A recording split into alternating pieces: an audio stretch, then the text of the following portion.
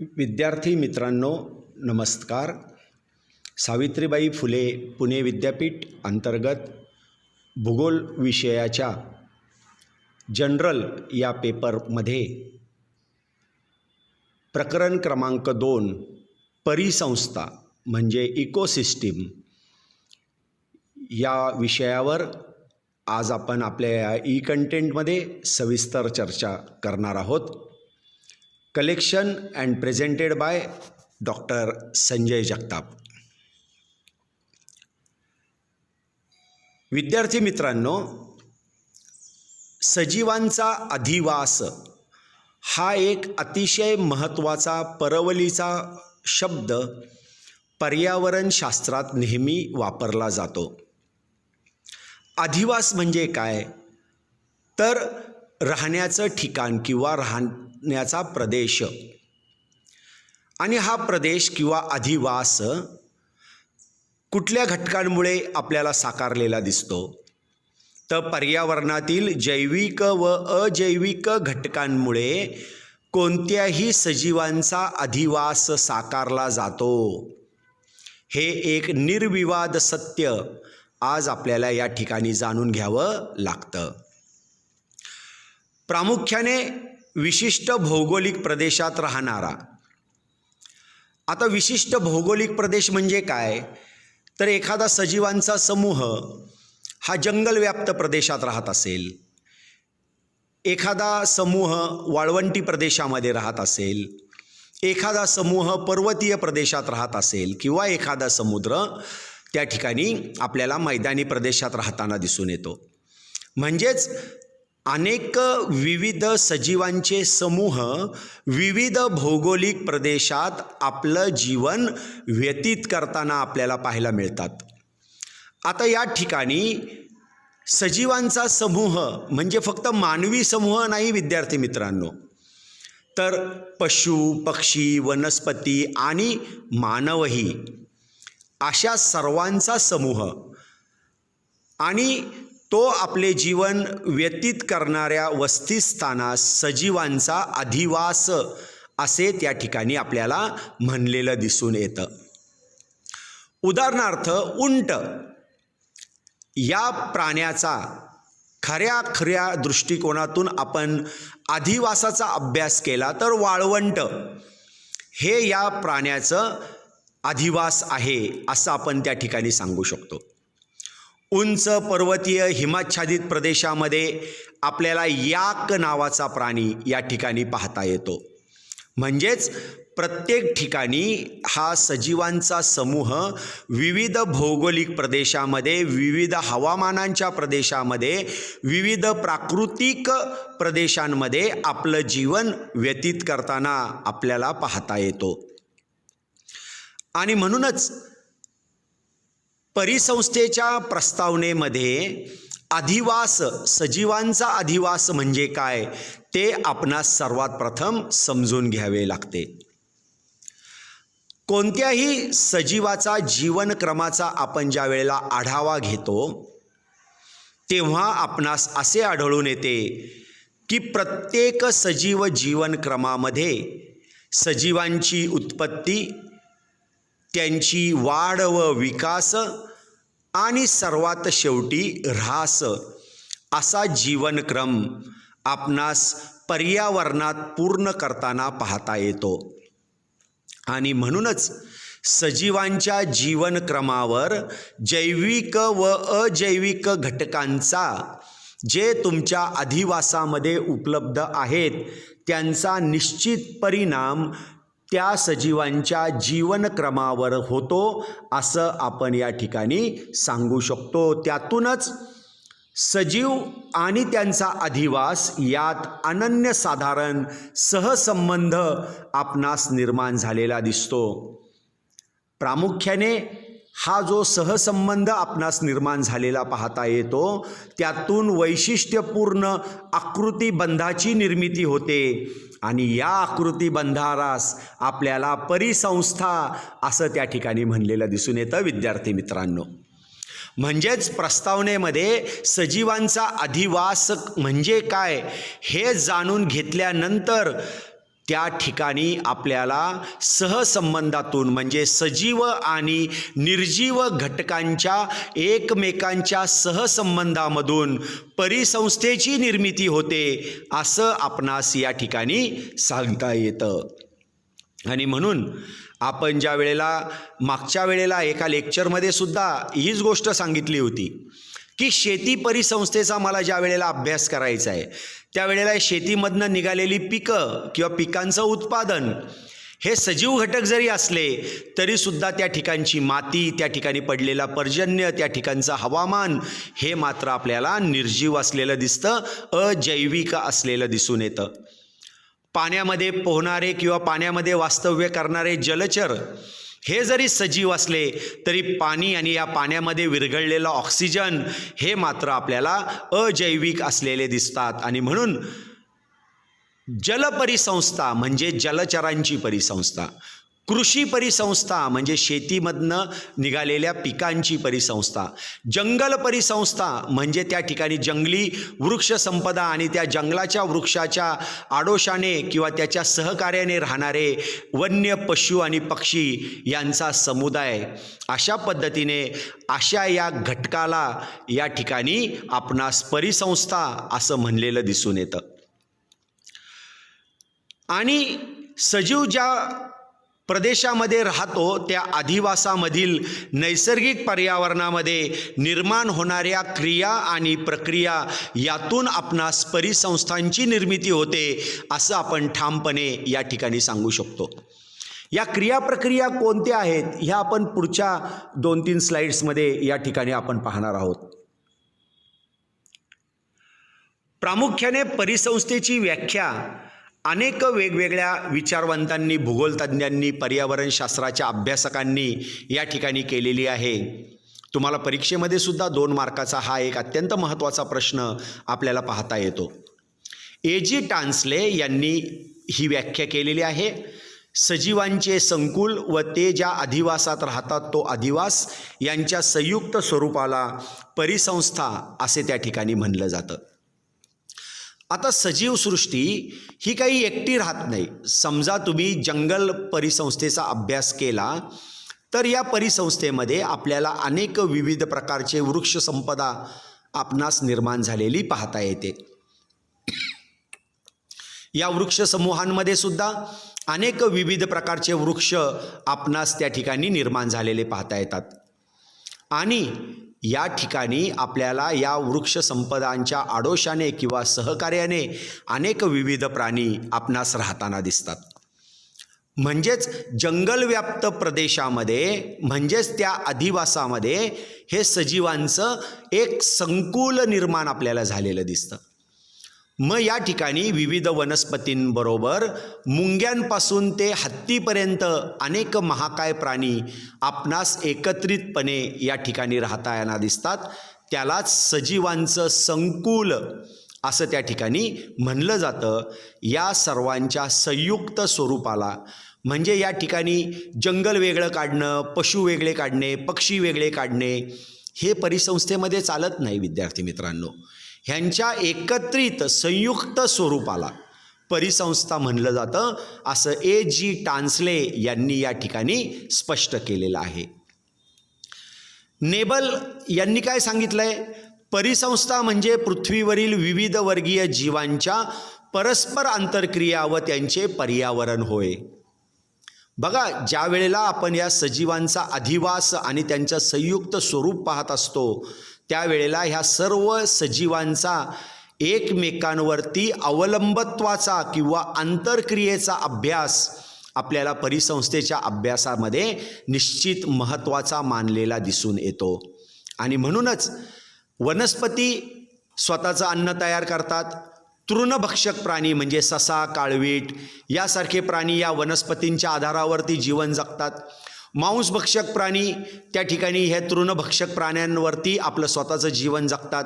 आणि वनस्पती, तृणभक्षक प्राणी, मांसभक्षक प्राणी मेल्यानंतर किंवा त्यांचा क्षय झाल्यानंतर जे बॅक्टेरिया आपल्याला पाहायला मिळतात, विघटक जे पाहायला मिळतात ते यांच्या शरीराचं विघटन करतात आणि नायट्रोजन वायू परत वातावरणामध्ये आपल्याला सोडलेला दिसून येतो.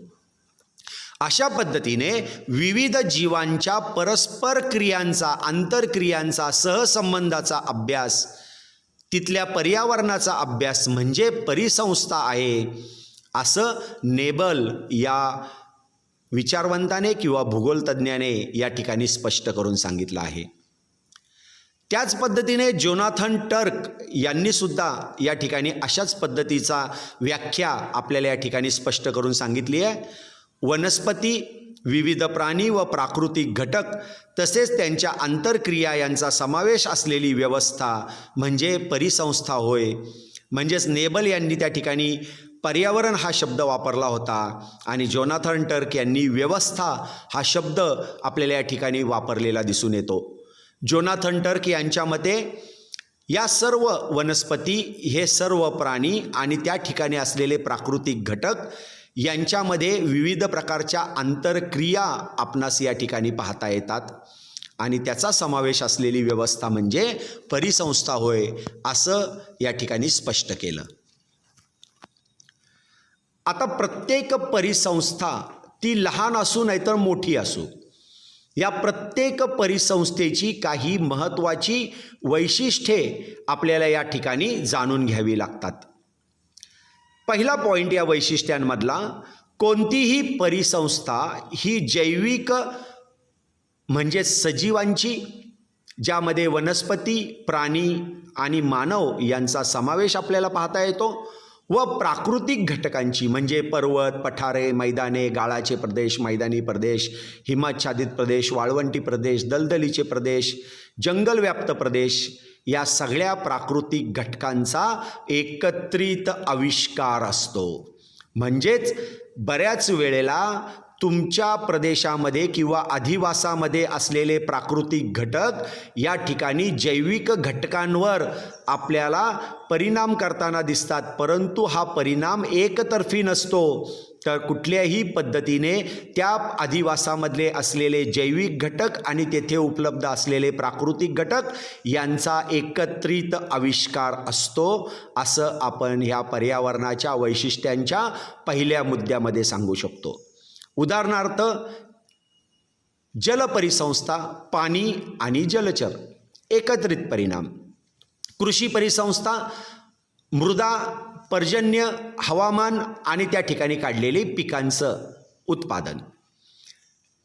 हे उदाहरणं आपणास या ठिकाणी जैविक व प्राकृतिक घटकांचा एकत्रित आविष्कार या ठिकाणी आपल्याला दाखवताना दिसतात. परिसंस्था एकरूप असून त्यातील पर्यावरणीय घटक, मानव, वनस्पती व प्राणी हे एकाच चौकटीत येतात. याचा अर्थ असा होतो विद्यार्थी मित्रांनो, ह्या दुसऱ्या वैशिष्ट्याचा अभ्यास मी करत असताना कोणत्याही ठिकाणची परिसंस्था ही वेगवेगळी नसते. म्हणजे त्याच्यामध्ये पर्यावरणीय घटक, मानव, वनस्पती व प्राणी यांच्या एकात्मिक प्रयत्नांमधून किंवा एकात्मिक घटकांमधून आपल्याला ही परिसंस्था निर्माण झालेली पाहता येते आणि हे सर्व एकाच चौकटीत येतात. म्हणजे यांच्यामध्ये कुणीही लहान नसतं, कुणीही मोठा नसतं, सर्वांनी निर्माण केलेलं कार्य हे या ठिकाणी महत्त्वाचं असतं विद्यार्थी मित्रांनो. तिसरा परिसंस्थेच्या वैशिष्ट्याचा भाग आपण सांगू शकतो की परिसंस्था सतत कार्यरत असतात आणि त्यातील विविध घटकांचे चक्र नियमित सुरू असते. जर परिसंस्था कार्यरत नसतील तर काही कालावधीकरता जर ह्या परिसंस्थांची निर्मिती झाली तर त्या परिसंस्थांना नंतरच्या कालावधीमध्ये मृत परिसंस्था, मेलेल्या परिसंस्था असं त्या ठिकाणी म्हणलेलं दिसतं. जर परिसंस्था कार्यरत असतील तर त्या परिसंस्थांना ॲक्टिव्ह परिसंस्था, ॲक्टिव्ह इकोसिस्टीम असं त्या ठिकाणी आपल्याला म्हणलेलं दिसतं आणि त्यातील विविध घटकांचे चक्र नियमित सुरू असते. म्हणजेच वनस्पती स्वतःचं अन्न तयार करत असतात, त्या ठिकाणी कार्बन डायऑक्साईड वायू आणि सूर्यप्रकाश हरितद्रव्यांचा वापर करतात. या वनस्पतींनी तयार केलेले झाडाची कोवळी पानं किंवा पानं तृणभक्षक प्राण्यांच्याकडनं खाल्ली जातात.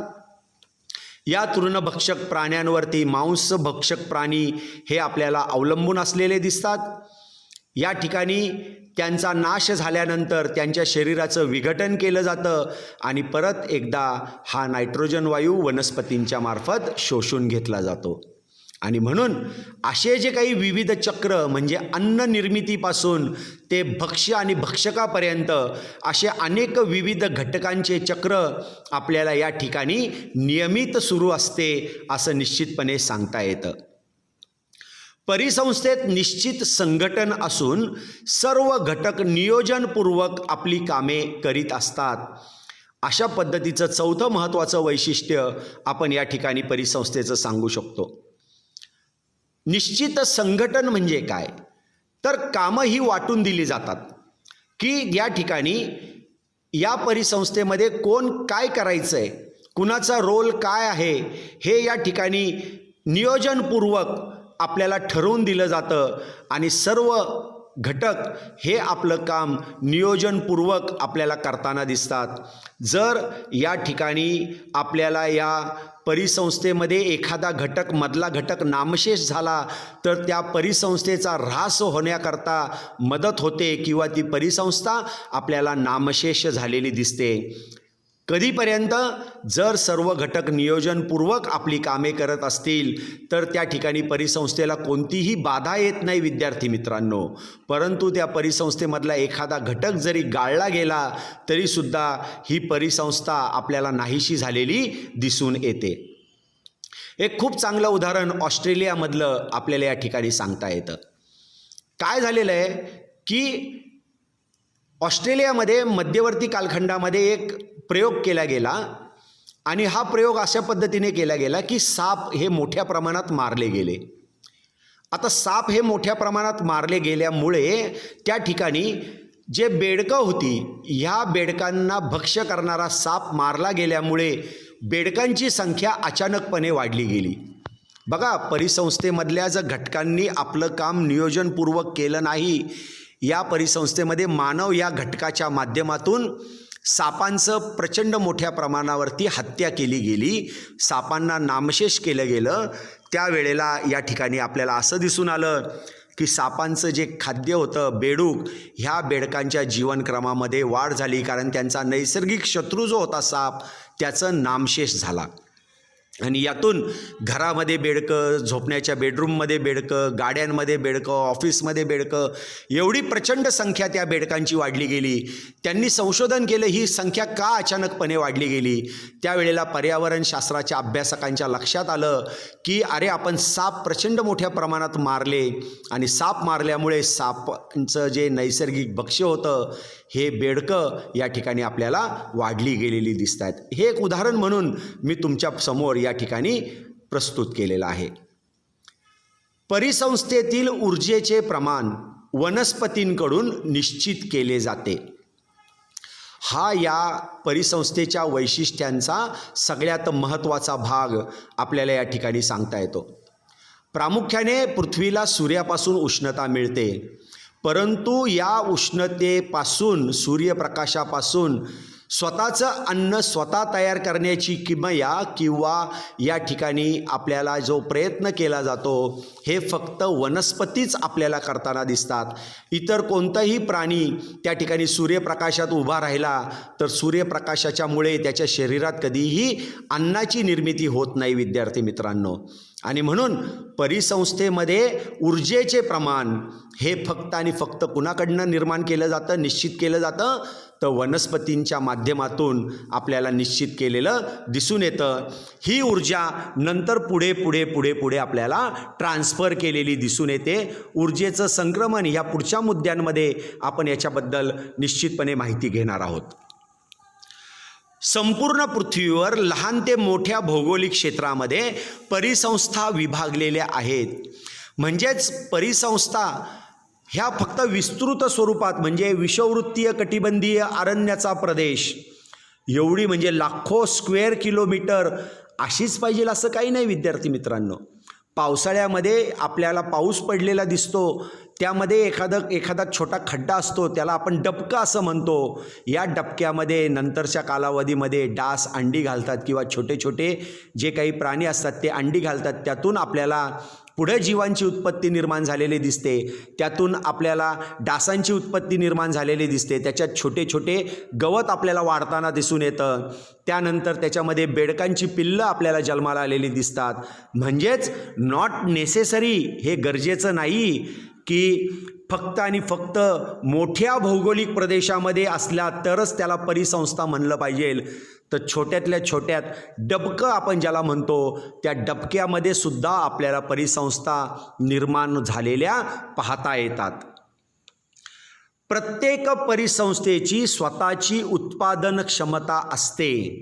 म्हणजेच कुठल्याही परिसंस्थेचा तुम्ही अभ्यास केला तर या प्रत्येक परिसंस्थेचा पाया म्हणजे त्या ठिकाणच्या असलेल्या वनस्पती. मग ह्या वनस्पती फक्त मोठे मोठे आंब्याची झाडं, वडाची झाडं, पिंपळाची झाडं याच स्वरूपामध्ये असणं अपेक्षित नाही, तर पाण्यामध्ये उगवणारं छोटंसं पान गवत हे सुद्धा त्या ठिकाणी स्वतःची उत्पादन क्षमता सिद्ध करू शकतं. या छोट्या छोट्या पान गवतांवरती सुद्धा जलचर प्राणी आपल्याला त्या ठिकाणी तग धरताना दिसतात, उष्णतेचं संक्रमण या ठिकाणी करताना दिसतात. आणि म्हणून प्रत्येक परिसंस्थेमध्ये छोट्या ते छोट्या किंवा मोठ्यातल्या मोठ्या वनस्पतींची ज्या वेळेला निर्मिती होते त्यावेळेला प्रत्येक परिसंस्थेमध्ये स्वतःची उत्पादन क्षमता असते असं आपण निश्चितपणे सांगू शकतो.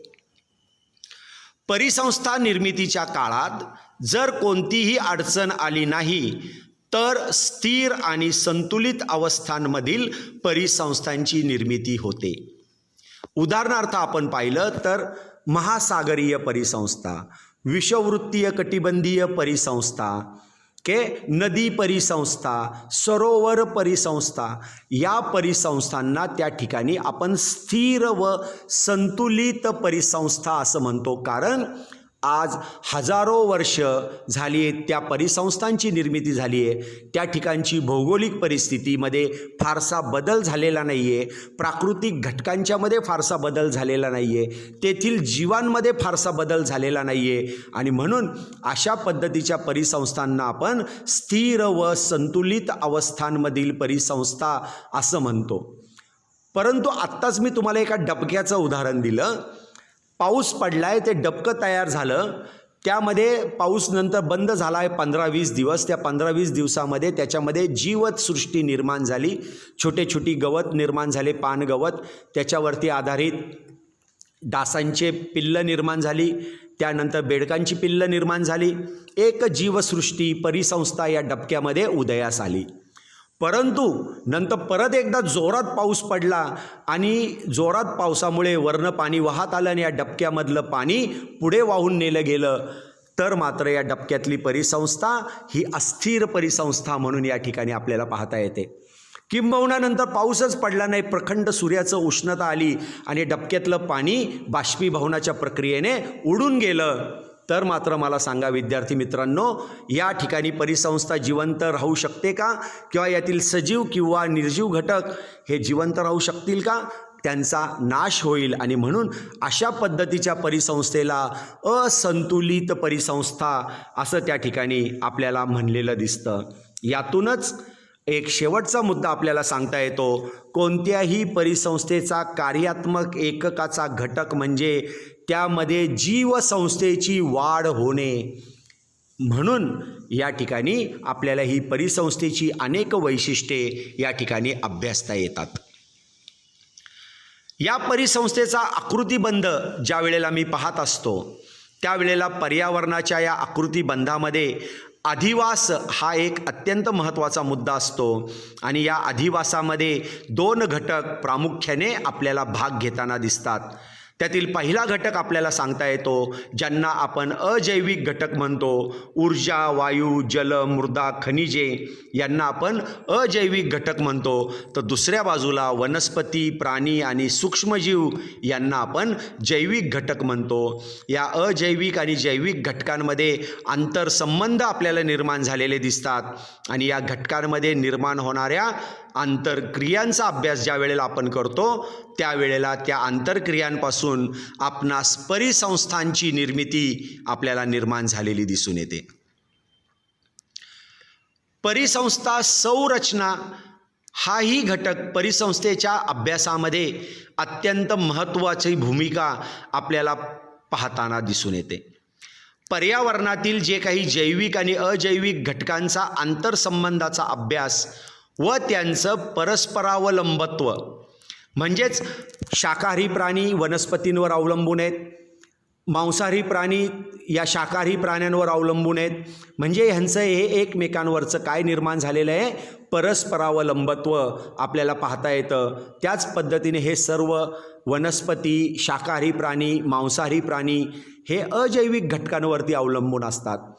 अशा पद्धतीने या सर्वांचं परस्परावलंबत्व, त्यामुळं निर्माण झालेले संबंध, यामुळे याच्या अभ्यासामुळे परिसंस्थेच्या रचनेचा अभ्यास हा आपणास अत्यंत चांगल्या पद्धतीने केलेला दिसून येतो. आणि म्हणून परिसंस्थेची जी रचना आपल्याला पाहायला मिळते ती एक तर परिवर्तनशील असते किंवा कालखंडानुसार त्यांच्यात आपल्याला बदल निर्माण झालेला दिसून येतो. आपण पर्यावरणशास्त्राच्या प्रस्तावनेच्या पहिल्या भागामध्ये पाहिलं होतं की पर्यावरण हे स्थलानुसार जसं बदलतं तसं कालखंडानुसारही आपल्याला त्याच्यामध्ये बदल निर्माण झालेले दिसतात. पूर्वी आपल्या पृथ्वीवरती डायनोसॉर्स होते, परंतु आज मात्र डायनोसॉर्सचं युग समाप्त झालेलं आहे आणि पृथ्वीवरती विविध प्राणी, विविध वनस्पती यांचं बदलत्या कालखंडानुसार आपल्याला युगाची निर्मिती झालेली दिसते. एका एरा वेगळ्या पद्धतीने चेंज झालेला आपल्याला दिसतो. अशा पद्धतीने परिसंस्थेच्या रचनेमध्ये सुद्धा आपल्याला कालखंडानुसार त्याच्यात परिवर्तन घडताना दिसतं, म्हणजेच त्याच्यामध्ये आपल्याला बदल घडत गेलेले दिसून येतात विद्यार्थी मित्रांनो. अशा पद्धतीने इकोसिस्टीम ह्या तुमच्या चॅप्टर नंबर 2 या अभ्यासक्रमानुसार आपण पहिला मुद्दा या ठिकाणी आपण कव्हर केलेला आहे. Thank you very much.